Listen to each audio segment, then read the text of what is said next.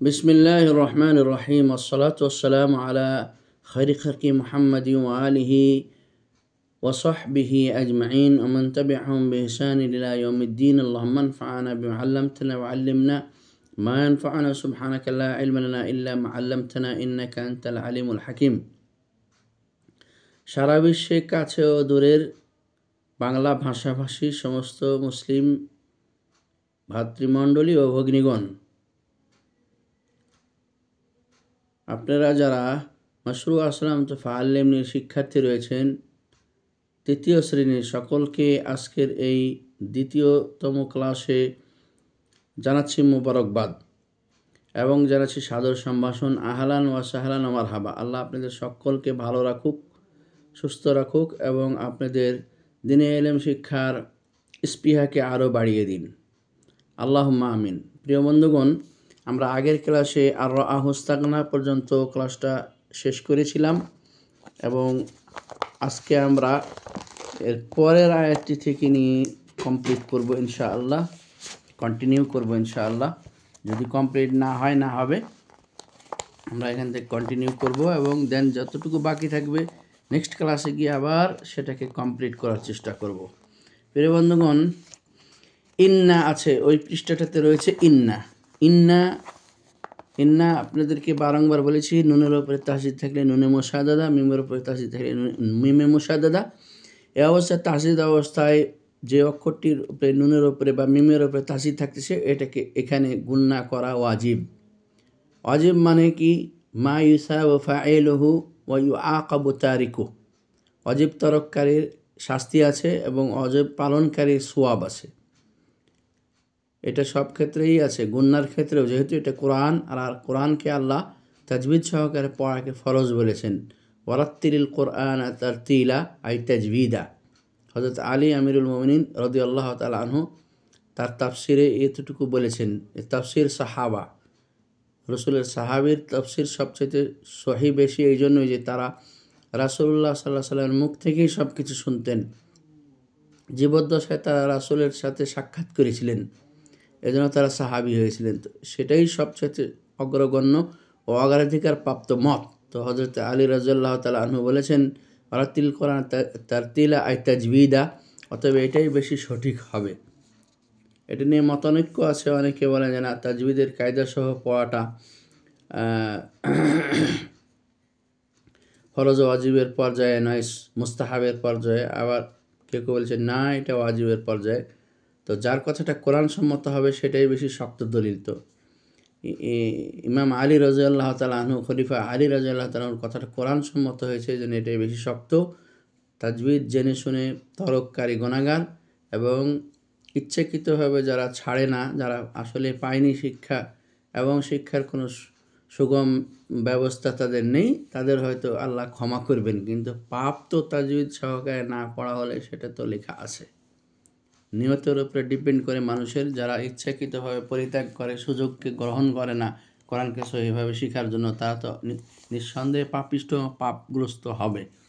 তবে যারা নিয়তের কারণে, ভালো নিয়ত, কিন্তু সুযোগ পাচ্ছে না, সময় পাচ্ছে না, বা এরকম তাদের শিখার আর কোনো সম্ভাবনা নাই, বা তারা এরকম অসুস্থ হয়ে গেছে, এগুলি আওজর আল্লাহর কাছে, আল্লাহ তাদের ওজর কবুল করবেন, হয়তো তারা মাপ পাবে।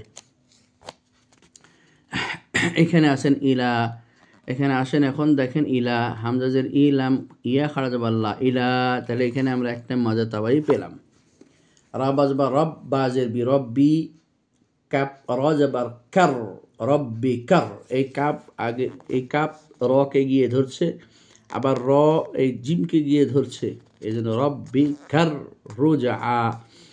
রাবাজ বা রব বাজের বি রব্বি, কাপ রাজাবার কার, রব্বি কার, র জিম পেশ রুজ, রব্বিকার রুজ, আইন ইয়া খারাজাবার আ, রব্বিকার রুজা। তাহলে আগে ছিল ইন্না, এটা ইলা, ইন্না ইলা রব্বিকার রুজা। আবার দেখুন আর আই তাল্লাযী ইয়ানহা, আর আই, বারংবার আমরা একটা কথা বলেছি যে আরাইতাল্লাযী, আরাইতাল্লাযী এভাবে অনেকে পড়ে। আসলে এটা আরাইতাল্লাযী পড়ার কোনো সুযোগ নেই। দেখুন আমরা বানান করতে গেলে কীরকম আসছে, হামজা যাবার আ, র যাবার র, আ হামজা ইয়া যাবার আই, আর আই, তালাম যাবার তাল, আর আই তাল, লাম যাবার লা, আর আই তাল্লা, জালিয়া জের জি, আর আই তাল্লা জি, এই যে মজা তবে দেখেন ইয়া সাকিন ডানে জের, আর আই তাল্লাজি, আর আই তাল্লাজি, ইয়ানুন যাবার ইয়ান, হা ইয়া খাড়া যাবার হা, ইয়ান হা। তাহলে আমরা পাশাপাশি দুটো মজা তবে পেলাম, ইয়া সাকিন ডানে জের মজা তবাই, এরপরে এই যে হা ইয়া খাড়া যাবার হা, হা ইয়া খাড়া যাবার আ, এই যে হা ইয়া খাড়া যাবার হা, এইটা হচ্ছে খাড়া জবর, এটা মজা বাই, একালিপ পরিমাণ টান। আর আই তাল্লাজি, এই যে একালিপ টান দিলাম এখানে, কেননা এটা হলো ইয়া সাকিন ডানেজের ইয়ান হা, এখানে আর একালিপ টান দিলাম কেননা এই যে হার উপরে খাড়া জবর আছে।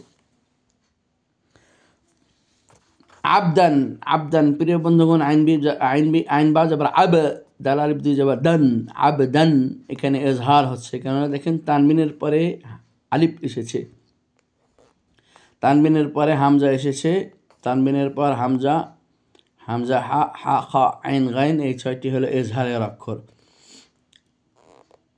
আবদান, আবদান, এই জন্য আমরা তানবিনকে স্পষ্ট করেছি, এজহার করেছি। এজহার শব্দের অর্থ হলো স্পষ্ট করে পড়া, কোনো জিনিসকে স্পষ্ট করাকে, কোনো প্রকারের কোনো যেখানে কোনো ঘুমুজ থাকে না, কোনো প্রকারের সন্দেহ থাকে না, ফাঁকফুকর থাকে না, সেই জিনিসটাকে বলে এজহার। অর্থাৎ আমরা তানবিনের উচ্চারণটাকে পুরোপুরি স্পষ্ট উচ্চারণ করছি, কেননা এটা এজহারের অক্ষর এসে গিয়েছে হামজা। আবেদান, আপনারা বলতে পারেন এটা হামজা কই, অবশ্যই হামজা, আলিফের সাথে জের বিশিষ্ট রয়েছে, সেজন্য আলিফকে হামজা পড়তে হচ্ছে। আইন বা যাবার আব, দাল আলিফ দিয়ে যাবার দান, আবদান, এজহার হলো ইজা, হামজা জের ই, জাল আলিফ যাবার যা, ইজা, মজা তবাই দেখেন আলিফ খালি ডানে যাবার ইজা, এক আলিফ পরিমাণ টানলাম, সল্লা বানান করেন, সদলাম যাবার সল্লাম, ইয়া খাড়া যাবার লা, অনেকে কয় সল্ল, এটা ভুল, লাম মোটা হবে না, লাম শুধু লফজে জালালাতে আল্লাহ শব্দ গিয়ে মোটা হয়, আর বাকি সমস্ত জায়গাতে লাম মোটা হয় না। এই জন্য ইজা সল্লা, ইজা সল্লা, সদলাম যাবার সল্লাম, ইয়া খাড়া যাবার লা, সল্লা, আবদান ইজা সল্লা। এবার আসেন, আবার আসছে আর একটি, আর আইতা, হামজানুনজের ইন, হামজানুনজের ইন, এটাকে আমরা বানান করতে ইন বললাম, কিন্তু এটা বিধান হচ্ছে ইন কানা, ইখফার বিধান, কেননা দেখেন নুন সাকিনের পরে কাফ এসেছে, ইকফার হরফ মোট 15টি, 15টির মধ্যে থেকে কাফ একটি, অতএব সূত্র মতে নুন সাকিন অথবা তানবিনের পর যদি কোনো ইকফার অক্ষর এসে যায়, সেক্ষেত্রে নুন সাকিন এবং অথবা তানবিনকে ইকফা করতে হবে। ইকফা বেমানা আন্নাকা তুখফি, ইকফা মিন বাবে ইফআল, অর্থাৎ ইকফা শব্দের অর্থ হচ্ছে এটা বাবে ইফআল থেকে এসেছে, আখফা ইখফি থেকে, কোনো বিষয়কে গোপন করা। তো ইকফা যখন আপনি গোপন করছেন নুন সাকিন অথবা তানবিনের উচ্চারণকে, এখানে আপনি নুন সাকিনের উচ্চারণকে গোপন করেছেন, সেটাকে বলা হয় ইখফা। তো ইখফা করতে গেলে তখন গুন্না লাগবেই, যখন আপনি ইখফা করবেন বা ইদগাম করবেন, এই দুই অবস্থা গুন্না আপনাকে লাগবে। ইকলাবের সময় গুন্না লাগবে, আপনি শুধু এজহারের সময় আপনি গুন্না করতে পারবেন না। তো দেখেন আপনি নুন সাকিনটাকে যখন ইখফা করছেন, গোপন করছেন, অটোমেটিক্যালি সেটা নাকে চলে যাচ্ছে, ওইটাকে বলা হয় গুন্না। ইন কানা, মজা তো ভাই, কাফ আলিফ যাবার কা, আলিফ খালি ডানে যাবার, নুন যাবার না, ইন কানা আলাল হুদা, আইন যাবার আ, লাম লাম যাবার লাল, আলাল, হাফেসু আলাল হু, দাল, ডাল ইয়া খাড়া যাবার দা, আলাল হুদা, এটা আবার মধ্যে মুনফাসিল হবে যদি আপনি না থামতে চান। আমরা প্রত্যেক অক্ষরের শেষে থেমে যেতে চাই, যদি না থামতে চান তখন কীভাবে এটা মধ্যে মুনফাসিল হবে সেটাও একটু আমি বলে দিচ্ছি। দেখেন আল হুদা, এটা প্রথম শব্দ, প্রথম শব্দের শেষটি মদ্দের হরফ হওয়া এবং দ্বিতীয় শব্দের শুরুটি আবার মদ্দের হরফ হওয়া, এরকম থাকলে মধ্যে মুনফাসিল হয়।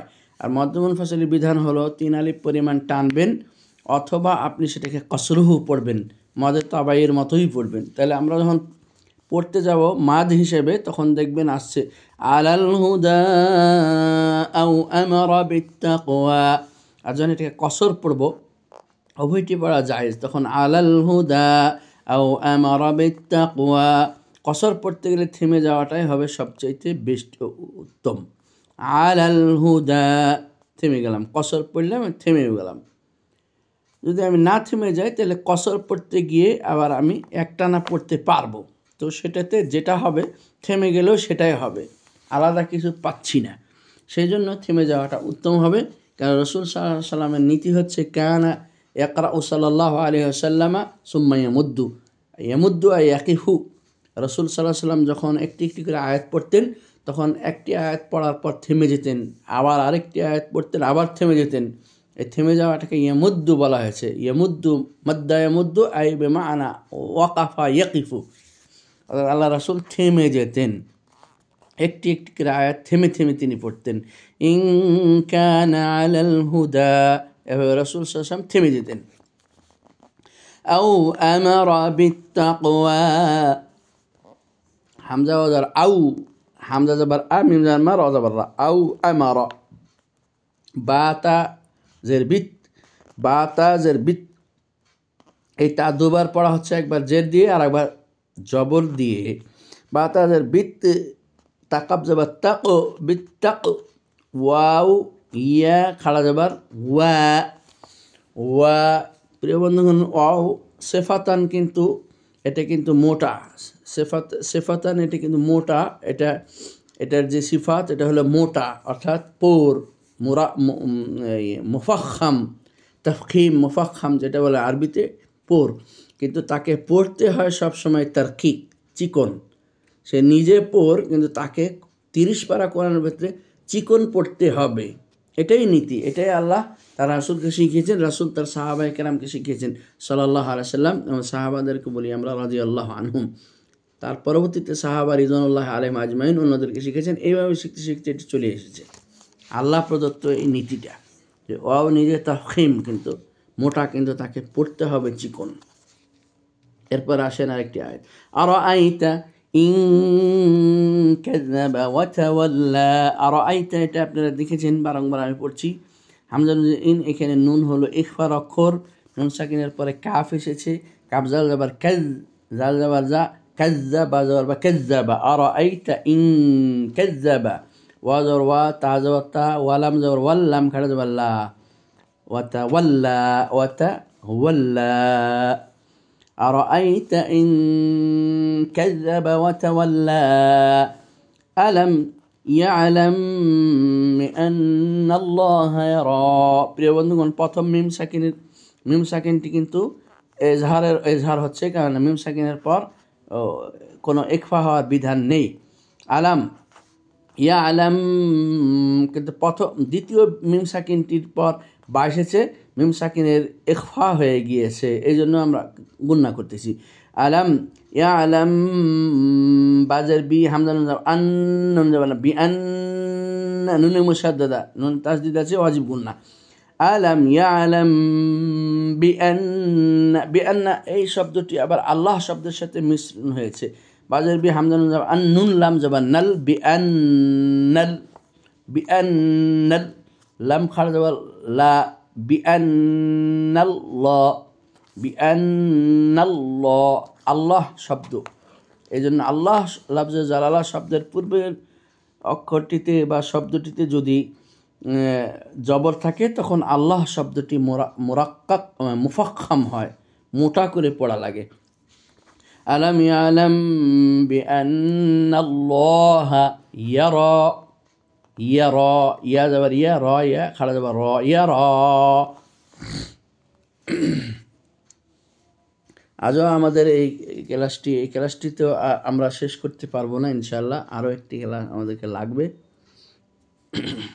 লফজে জালালার বিষয়টা আরেকটু ক্লিয়ার করে দিতে চাই। আপনি দেখবেন যে কোথাও লফজে জালালা আছে, তার আগে পরে কিছুই নেই, তখন আগে পরে কিছু না থাকলেও লফজে জালালা মোটা করে উচ্চারণ করতে হবে যদি আপনি আরবিতে উচ্চারণ করতে চান। আমরা বাংলায় বলি আল্লাহ আল্লাহ আল্লাহ, কিন্তু ওটাকে আপনি আরবিতে উচ্চারণ করতে চান তখন আপনাকে বলতে হবে আল্লাহ, আর যদি আল্লাহ শব্দটির পূর্বের অক্ষরটিতে জবর থাকে সেক্ষেত্রে আল্লাহ শব্দটি তখন মোটা হয়ে আসবে, আল্লাহ বিআন্নাল্লাহ। আর আল্লাহ শব্দটির পূর্বে যদি এভাবে পেশ থাকে সেক্ষেত্রে আল্লাহ শব্দটি মোটা হয়ে আসবে, ক্বালুল্লাহুম্মা। শুধু এক ক্ষেত্রে আল্লাহ শব্দটি চিকন হয়ে আসবে, যদি আল্লাহ শব্দটির পূর্বে যদি জের থাকে তখন আল্লাহ শব্দটি লফজে জালালা চিকন হয়ে আসবে। যেমন আমরা বলে থাকি বিসমিল্লাহ, বিসমিল্লাহ। ইনশাআল্লাহ আমরা আগামী ক্লাস কন্টিনিউ করব কাল্লাহ থেকে। সে পর্যন্ত আপনাদেরকে সকলকে আল্লাহ রাব্বুল আলামিন সুস্থ দেহে এবং সুস্থ মনে থাকার তৌফিক এনায়েত করুন। হাযা ওয়া সাল্লাল্লাহু সাল্লামা বারাকা আলা নবিয়িনা মুহাম্মদ।